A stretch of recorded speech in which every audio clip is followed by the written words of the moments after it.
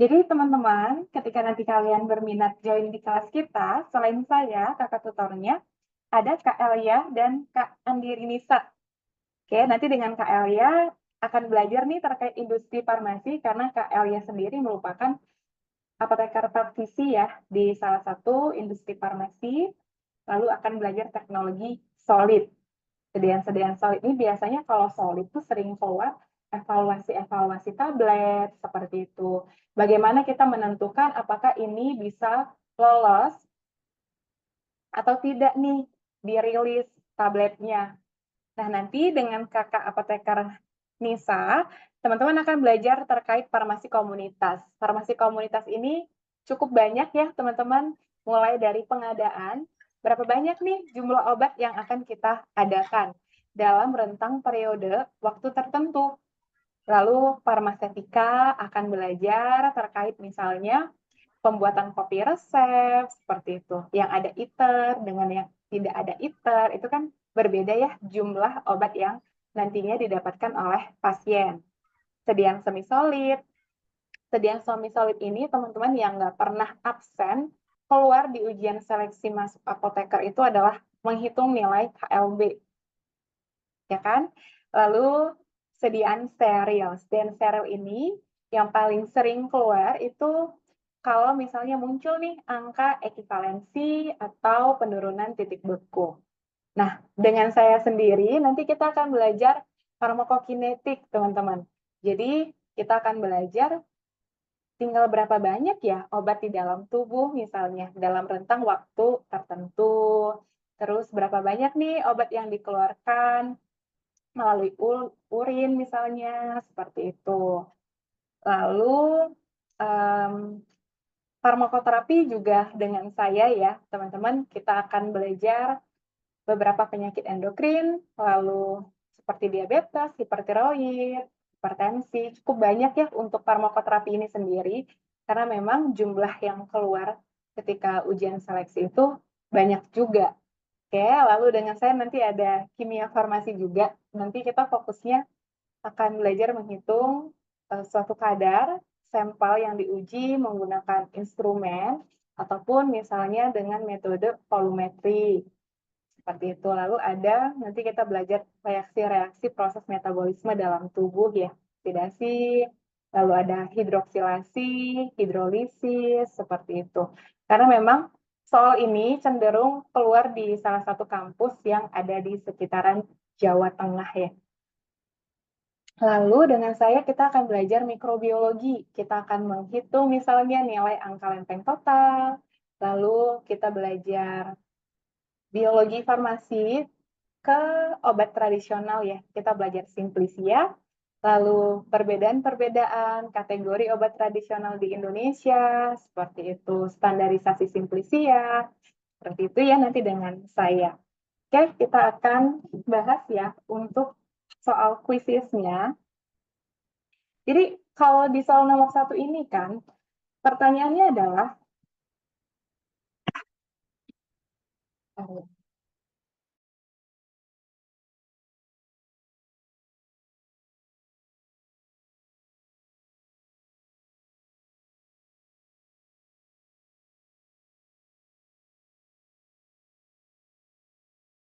pertanyaannya adalah regimen terapi yang direkomendasikan kepada pasien tersebut. Jadi kalau kita, teman-teman, melatih ya bagaimana kita mengerjakan soal kasus, kita baca dulu nih apa yang diminta di soal.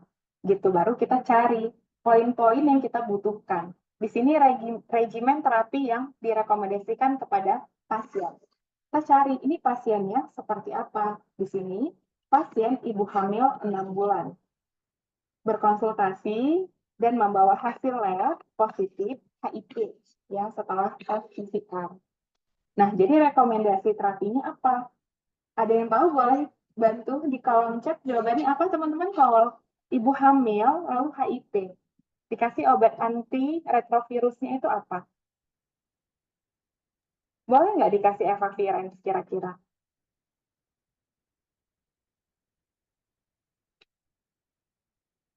Yuk boleh tulis di kolom chat teman-teman.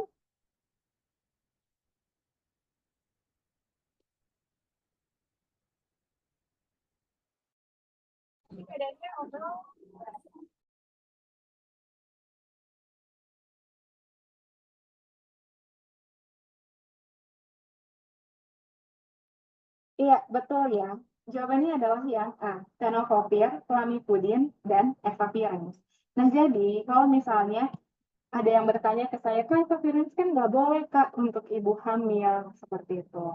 Nah, jadi kita lihat di sumber pedoman terapi yang terbaru ya. Jadi memang di pedoman yang terbaru kita bisa lihat bareng-bareng di sini ya. Panduan terapi lini pertama pada orang dewasa, termasuk ibu hamil dan menyusui, itu sama. Terdiri dari 3 ARV ya, jadi antiretrovirus.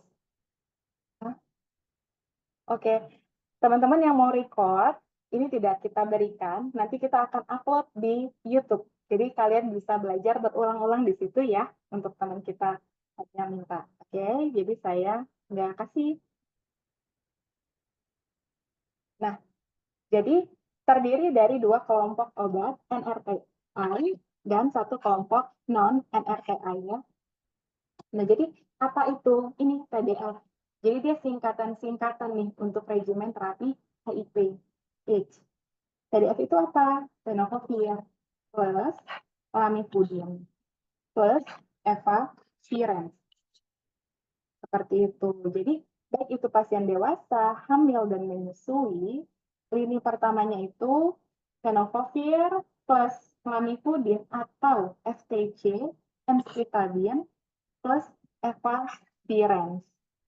Oke, jadi memang ada di pedomannya sendiri, teman-teman.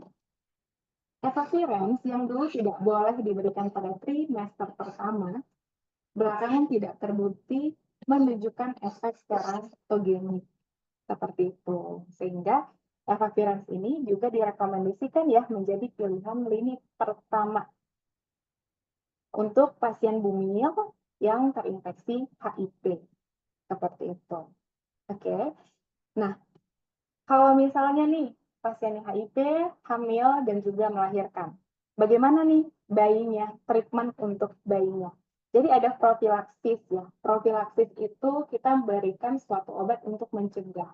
Di sini pemberian profilaksis ARV untuk bayi lahir dari ibu HIV. Jadi ARV ini adalah antiretrovirus karena HIV ini sendiri disebabkan oleh virus ya. Nah, jadi kalau misalnya nih teman-teman, bayi tersebut ya mendapatkan pengganti air susu ibu atau PASI, kita berikan Zidofudin selama 6 minggu. Nah, tapi kalau misalnya bayi yang lahir dari ibu terinfeksi HIV mendapatkan ASI, nah itu kita berikan kombinasi Zidofudin dan nevirapin. Seperti itu. Ini tujuannya apa? Untuk proses mencegah ya transmisi agar bayinya tidak tertular seperti itu. Oke. Nah, ini yang pertama. Ini pernah keluar di salah satu kampus ya yang menanyakan bayi lahir dari ibu yang terinfeksi HIV lalu bayi tersebut mendapatkan pengganti ASI. Maka obat yang diberikan adalah, nah itu kita langsung udah tahu jawabannya Zidofudin. Tapi kalau bayinya mendapatkan ASI, maka diberikan Zidofudin dan nevirapin. Nah, yang kedua adalah profilaksis pemberian cotrimoxazole. Kita tahu ya, cotrimoxazole itu adalah antibiotik spektrum luas kombinasi. Jadi, ini adalah kombinasi trimetropin dengan sulfamethoxazole. Ya.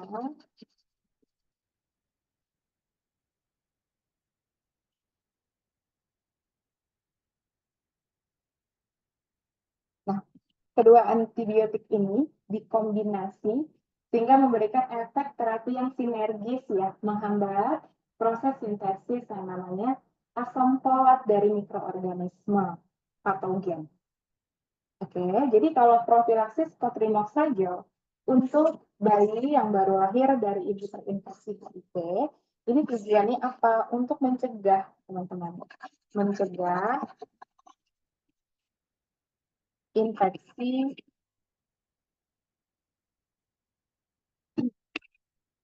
oportunistik ya. Jadi infeksi ini dapat terjadi ya ketika sistem imunnya itu lemah gitu. Jadi sangat mudah untuk mikroba-mikroba tumbuh. Ya contohnya misalnya pasiennya bisa kena candida ya yang tumbuh di sekitaran bibir seperti itu. Oke, jadi ini bedanya ya. Kapan dikasih ARV, kapan dikasih antibiotik. Nah, itu memiliki dua tujuan yang berbeda gitu. Kalau profilaksis kotrimoxazole, salah satunya adalah untuk mencegah infeksi oportunistik ya. Kalau misalnya dikasih ARV itu untuk mencegah transmisi ya dari sang ibu yang terinfeksi HIV dengan bayi yang baru lahir. Seperti itu, teman-teman. Dan biasanya cotrimoxazole ini juga diberikan ya untuk pasien-pasien yang memang nilai CD4-nya itu udah sangat rendah juga. Tujuannya apa? Sama, salah satunya mencegah infeksi oportunistik.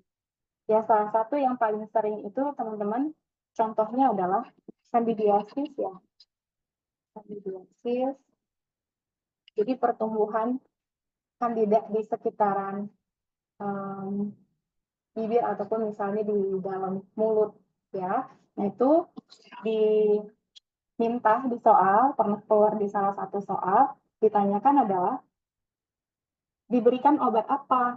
Nah, jawabannya adalah fluconazole.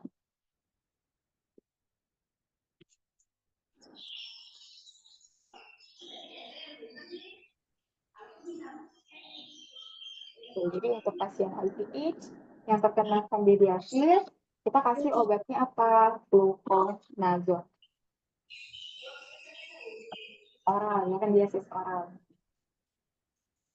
Jadi dalam satu materi seperti ini bisa sekali banyak variasi soal gitu ya. Itulah kenapa kalau sistem di tujuan apoteker ini teman-teman kita materi dulu, materi baru kita membahas soal-soal yang relevan dan juga nanti ada misalnya nih kita mau tambahkan soal yang berbeda misalnya dari materi yang disampaikan juga sering kita tambahin ya supaya apa supaya makin luas lagi nih pengetahuannya seperti itu jadi kita tidak hanya berpatokan dengan materi yang kita bahas tapi kita juga masukin nih soal-soal yang baru. Oke, kenapa? Karena memang pemahaman terkait materi itu sangat penting ya. Karena soal, teman-teman kalau kalian ngapalin soal, tentu akan eh, cukup rumit. Karena soal berganti gitu. Tapi kalau kita paham konsep, bagaimanapun nanti soalnya diganti-ganti, kita udah paham nih jawabannya yang paling benar ini. Gitu. Kenapa? Karena kita paham konsep. Nah, itu harus dicatat ya. Karena saya pun belajar seperti itu dulu ketika menghadapi ujian seleksi apoteker dan juga ujian kompetensi. Jadi pahami konsep itu sangat penting. Dan juga variasi-variasi soal. Jadi kita makin tajam nih. Oh, berarti saya harus belajarnya ke sini nih, fokusinnya gitu. Karena konsep itu juga sangat luas ya. Bagaimana kita mengkerucutkannya adalah dengan kita latihan soal terus. Oke, ya ini untuk soal nomor 1. Nah, soal nomor 1 ini, teman-teman, saya ambil dari buku ya, buku kumpulan soal masuk apoteker. Oke, jangan takut, aduh Kak, ini kan udah 1 tahun lalu terbitnya, apa masih relevan? Tentu masih relevan ya. Jadi memang variasi soal itu, teman-teman, biasanya dia di sekitar situ aja, gitu. Biarpun mungkin ada beberapa yang di-upgrade. Namun, nanti yang divariasikan tidak terlalu banyak gitu. Jadi buku ini sangat kami rekomendasikan untuk teman-teman miliki ya untuk teman-teman jadikan bahan sumber teman-teman latihan-latihan soal gitu. Jadi paham konsep, paham juga penyelesaian soal, maka persiapannya juga akan semakin matang. Kepercayaan dirinya juga semakin matang. Oke. Nah, untuk teman-teman yang beli buku original, nanti ada grup diskusi. Sehingga kalau misalnya nih kalian bingung, kalian bisa bertanya di grup diskusi tersebut. Kok tercoret ya? Ya, eh, oh mungkin tadi ada yang itunya, ya nggak apa-apa deh. Ya, jadi kalau misalnya nggak enak nih kan nanya di grup misalnya, boleh ya kita izinkan untuk chat tutornya, tapi sebenarnya lebih enak kalau di grup ya, jadi teman-teman yang lain bisa baca. Oke, nah ini misalnya nih untuk pembahasan soal nomor 1, ada yang nanyain, Kak, mau berdiskusi ya. Jadi di sini teman-teman berdiskusi ya dengan kakak tutornya. Jangan minta kakak tutornya mengerjakan tugas kampusnya. Karena seringkali tuh saya dapetin, dikirimin aja foto dari PPT-nya dikirim, terus minta ke saya, Kak, tolong dikerjain ya gitu. Aduh, saya dalam hati loh, kok gini gitu ya. Di sini kita berdiskusi. Oke, nah di sini ditanyakan nih, saya mau bertanya tentang soal di atas, soal yang kita bahas tadi ya. Kan di soal pasiennya hamil, gitu. Kenapa ada evavirens? Bukannya harus diganti ya Kak dengan nevirapin, gitu. Karena setahu aku, aduh, macet-macet. Evaviren itu punya efek samping teratogenik. Nah, oleh karena itu teman-teman, kita harus baca literatur. Tadi di literatur disampaikan bahwa dulu ya nggak boleh, tapi belakangan tidak terbukti efek teratogeniknya.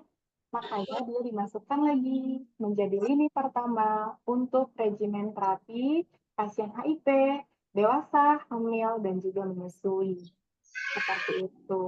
Oke, jadi ini masih sangat relevan sekali ya, buku biar yang kita buat ya, tim pejuang apoteker buat. Oke, apalagi kalau klinis ya, klinis itu memang sering sekali diupdate gitu. Kenapa? Karena terus dilakukan penelitian-penelitian untuk keamanan pasien, efektivitasnya, efisiennya. Oke, nah kan di sini kan bukannya harus diganti ya dengan nevirapin. Kita baca lagi di literatur teman-teman. Oke. Nah ternyata ya efek samping penggunaan nevirapin itu lebih sering dibandingkan evavirenz. Ini singkatan-singkatan ya. Di sini tadi saya kasih arti singkatannya. Jadi ternyata efek sampingnya bahkan nevirapin itu lebih sering dibandingkan evavirenz. Ya, antara lain efek sampingnya apa? Hepatotoksitas dan reaksi hipersensitivitas.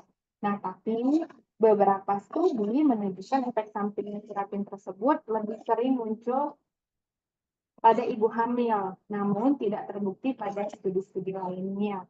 Gitu. Namun demikian, nevirapin tetap dapat digunakan secara hati-hati terutama pada ODPA ya, orang dengan HIV/AIDS dengan CD4-nya yang tinggi dan ibu hamil. Gitu. Jadi sangat penting untuk kita sinkronisasi pengetahuan kita dengan pedoman-pedoman yang terupdate gitu ya. Kalau kita misalnya belajar di farmakoterapi, pemilihan obat gitu. Jadi kita punya pedoman, teman-teman, kita mengarah ke sana dulu gitu. Baru kita boleh kembangkan lewat jurnal seperti itu.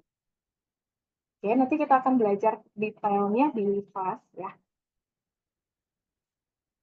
Nah, soal nomor 2, kalau soal nomor 2 ini kita memilih ya, ini tuh termasuk obat golongan apa? Karena obat diabetes itu sendiri banyak golongan-golongannya ya.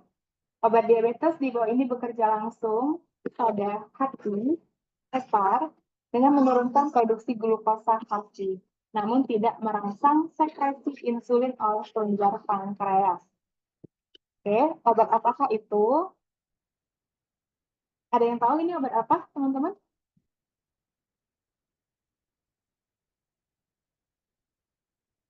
Biguanid Ya, bukan? betul. Biguanid ya. Biguanid itu ada siapa aja? Ada si metformin ya yang paling familiar.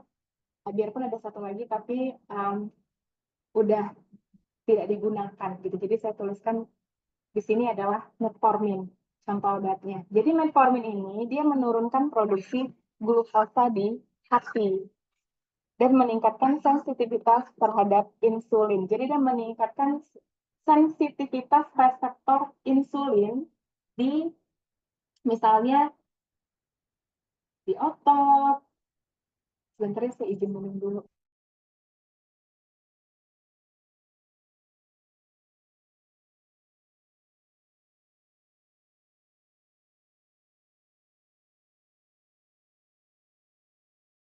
Oke, misalnya meningkatkan sensitivitas insulin di otot, di mana lagi ya? Di otot, terus di lemak, ya, adiposa. Nah, jadi gini ya teman-teman, kenapa ya diabetes mellitus itu berhubungan sekali dengan insulin? Jadi gini, di dalam sel kita, kan yang membentuk organ-organ kita juga sel ya. Apa ini? Jelas. Nah, ketika kita makan, nasi yang kita makan diubah seperti itu menjadi glukosa di dalam peredaran darah kita. Nah, itu tidak bisa serta-merta masuk ke dalam sel. Butuh bantuan yang namanya insulin. Insulin ini adalah hormon. Gitu. Jadi nanti insulinnya gimana, Kak? Insulinnya dia bakalan menempel nih di permukaan-permukaan sel. Jadi di sini ada tempat yang kita sebutnya reseptor untuk menempelnya si insulin.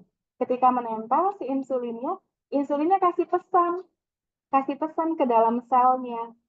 Pesannya apa?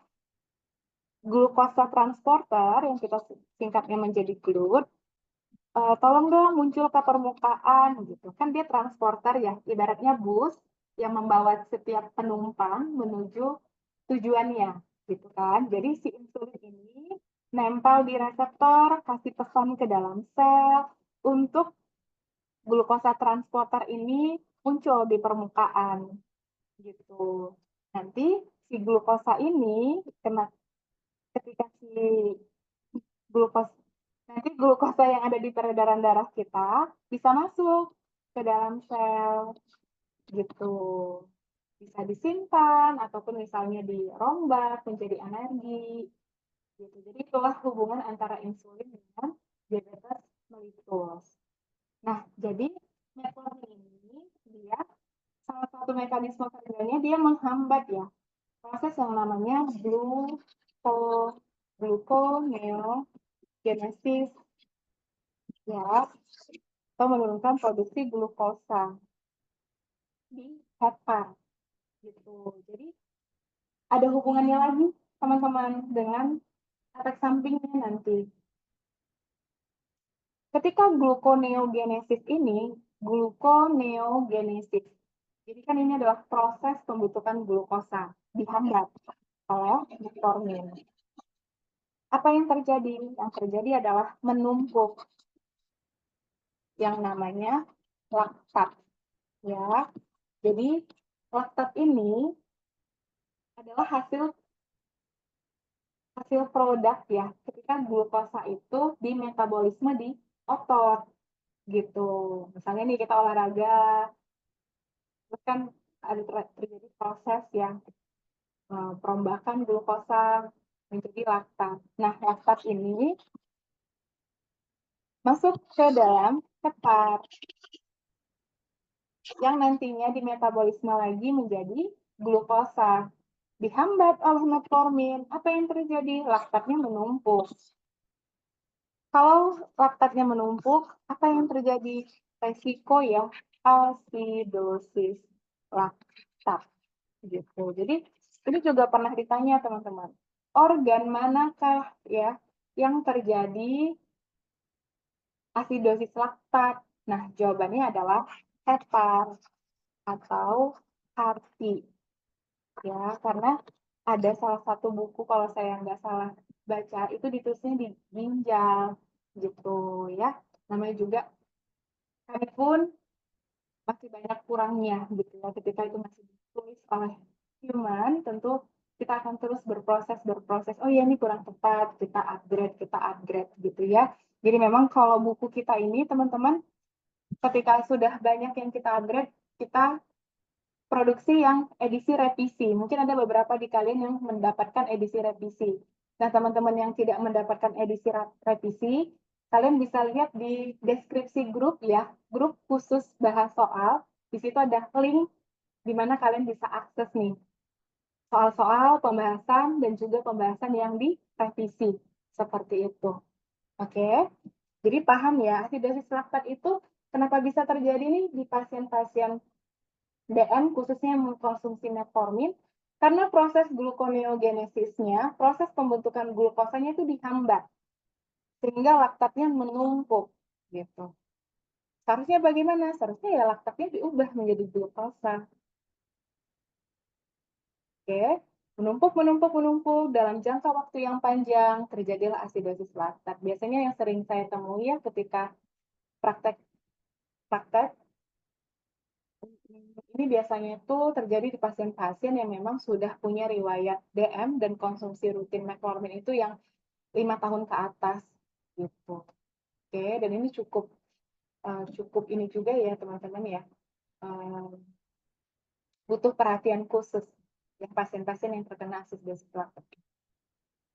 Oke, jadi dari satu soal ini bisa banyak sekali ya bermunculan soal. Selanjutnya gitu. Kenapa Kak banyak sekali pasien-pasien DM itu dapat metformin gitu kan? Nah, jadi memang metformin itu adalah lini pertama ya.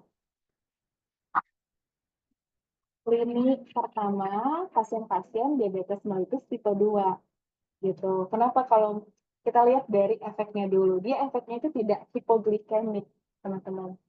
Ya, tidak menurunkan drastis kadar glukosa. Berbeda dengan golongan sulfonylurea. Jadi golongan sulfonylurea ini hati-hati ya jika keluarga kalian mengkonsumsi rutin obat sulfonyl, golongan sulfonylurea, glibenclamid misalnya, glikajid misalnya, resikonya hipoglikemiknya itu sangat tinggi gitu. Jadi kalau misalnya tiba-tiba ada kerabatnya yang pingsan punya riwayat DM, coba langsung tes dulu kadar glukosa darahnya. Jadi memang pasien-pasien DM ini sangat dianjurkan ya teman-teman punya cek glukosa darah di rumah yang bisa dicek secara rutin gitu. Misalnya 1 jam setelah makan, itu range-nya itu 80 sampai 180 itu yang kadar amannya. Oke. Itu ya saran saya ya karena kejadian di sekitaran saya untuk kasus hipoglikemik ini. Jadi sangat harus hati-hati. Oke, jadi metformin ini kenapa Kak jadi lini pertama? Karena dia cukup aman ya dalam menurunkan kadar gula darah. Karena efeknya bukan hipoglikemik gitu. Oke, dan dia tidak mempengaruhi nih kenaikan berat badan. Misalnya pasien yang mengkonsumsi sulfonylurea itu biasanya punya efek samping berat badannya itu naik, teman-teman. Sedangkan kalau metformin itu enggak. Jadi pasien-pasien DM dengan indeks massa tubuh yang besar juga, misalnya pasiennya obes, nah itu cocok tuh dikasih metformin. Itu juga ada di soal ya. Dengan indeks BMI 30 sekian, pasiennya diabetes. Dikasih obatnya apa? Tentu kita kasih metformin. Gitu. Ya, jadi penting banget untuk kita paham konsep. Jadi variasi soal kita bisa menyelesaikan. Oke, nanti kita banyak ya bahas-bahas ini di kelas April. Nah, untuk selanjutnya, soal nomor 3, seorang apoteker diminta untuk menyiapkan resep sebagai berikut ya. Pertanyaannya adalah, berapakah dosis maksimal sehari pasien tersebut. Nah, kita lihat teman-teman, dosis maksimal itu yang mana? Yang ini, DM. Jadi dosis maksimal itu disingkat menjadi DM. Ini kalau misalnya ada yang mau ditanyakan, kalau misalnya ada yang mau diulang, boleh banget ya tulis di kolom chat ya. Saya sampai lupa menyampaikan. Oke, Kak bingung nih Kak yang bagian ini misalnya. Boleh ya tulis di kolom chat ya. Nanti saya akan coba untuk menjawab seperti itu.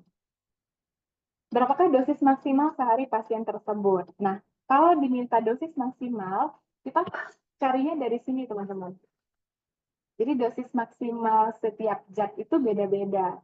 Ini bisa dilihat di Pharmacope Indonesia edisi 3. Jadi waktu zaman saya dulu, sekitar lumayan ya, flashback-nya jauh ke belakang, itu kita wajib nih punya FI edisi 3. Apalagi kalau praktikum farmasetika. Ya, untuk lihat apa dosis maksimal masing-masing zat gitu. Apakah semua punya Kak? Ada beberapa tidak. Oke.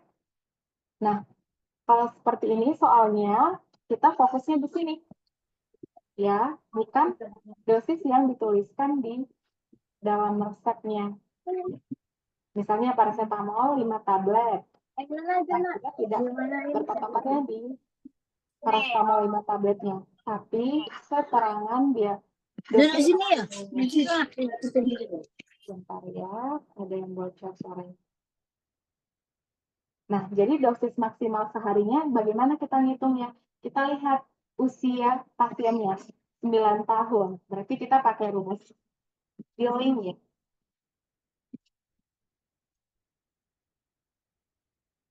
Yang N plus 20 dikali dosis dewasa. Karena di atas 8 tahun usia pasiennya, berarti 9 per 20 udah ketentuan ya. Dikali dosis maksimal sehari si paracetamol 4.000. Berapa ini teman-teman jawabannya? 1.800. Oke, terima kasih. Iya betul, 1.800 miligram. Gitu caranya. Nanti kalau misalnya nih diminta menghitung dalam persen, berapakah persen dosisnya? Aku juga pernah keluar ya. Nah, ini baru kita bagikan misalnya dosis per hari ya, persennya. Dosis yang ditulis di dalam resep dibagi dosis maksimum zat. Lalu dikali 100. Oke, variasi soalnya ini nanti akan dibahas oleh Kak Nisa ya di kelas April. Dan lagi-lagi soal ini bisa kalian lihat di buku Pejuang Apoteker. Gitu teman-teman. Jadi kalau hitung-hitungan, langkah baiknya setelah nih ngerjain satu soal, kalian tutup misalnya, kalian ganti angkanya, lalu kerjakan lagi. Ulang terus minimal 3 kali. Lama-lama nanti ingat tuh proses mengerjakannya. Ganti usia pasiennya misalnya. Oke, aman ya untuk soal ini ya. Oke, untuk soal berikutnya, soal nomor 4. Pertanyaannya adalah, berapakah volume yang diberikan kepada pasien dalam 1 kali minum? Di sini pasiennya usia 5 tahun, berat badannya 20 kilo. Dikasih sediaan sirup dengan dosis 1 kali minum 5 mg per kilogram berat badan. Jadi maksudnya ini apa? Jadi dikasih nih teman-teman dosisnya, tiap 1 kilo itu sebanyak 5 mg. Oke, ini maksudnya. Nah, karena di sini berat badan anaknya 20 kilo, jadi kita harus hitung. Kalau 20 kilo, berapa ya jumlah dosisnya? Nah, caranya apa? Langsung kita kalikan aja. 5 dikali 20, gitu. 5 mg per kilo dikali 20 kilo. 100 miligram. Nah, di sini kekuatan obatnya adalah 250 mg tiap 10 mili. Ya, 250 mg tiap 10 mili. Kita untuk pasien 5 tahun dengan berat badan 20 kilo, cukup kita beri sebanyak 100 mg. Nah, pertanyaannya, berapa volumenya? Gitu, berapa mili nih volumenya? Jadi caranya bagaimana teman-teman? Ini dibalik aja. Ya, jadi 10 mili per 250 mg dikali ini dosis pasien 100 mg. Jadi milinya bisa dicoret. 100 dibagi 25. Berapa teman-teman jawabannya? 4 mili. 4 mili. Ya, tadi sudah ada yang buka mikrofon. Berapa mili? 4 mili, Kak. Iya, betul ya. Terima kasih. 4 mili.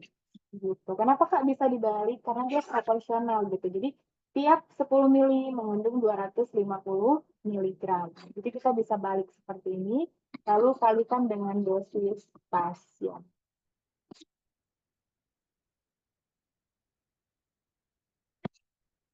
Oke, jawabannya adalah yang B.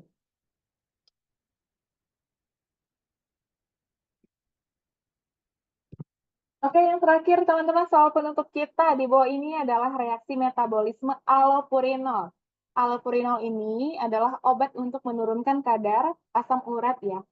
Tapi dia tidak efektif kalau misalnya nih datang nih pasien ke apotek. Saya mau beli dong obat ini untuk meredain nyeri saya tuh ada asam urat. Terus kita kasih allopurinol. Nah, itu nyerinya bakalan tetap teman-teman. Oke, nah biasanya kita lihat dulu nih durasi nyerinya. Jadi beda jam, beda lagi obat yang kita rekomendasikan. Durasi jam udah nyerinya itu seberapa lama. Oke, nah reaksi metabolisme yang terjadi adalah, ada yang tahu? Allopurinol menjadi oksipurinol, bentuk aktifnya ya. Dari si allopurinol adalah reaksi. Oke, sudah ada yang jawab Nadila, Fayumi. Ya, betul. Oksidasi. Ini kita akan bahas juga ya nanti secara detail di kelas April. Nah, kenapa ya Kak ini oksidasi? Simpelnya, sederhananya gini. Kita lihat aja teman-teman hasil akhirnya. Hasil akhirnya kita lihat. Bisa jadi bingung. Hasil akhirnya kita lihat, si alo menjadi oksi, ketambahan di sini adalah oksigen.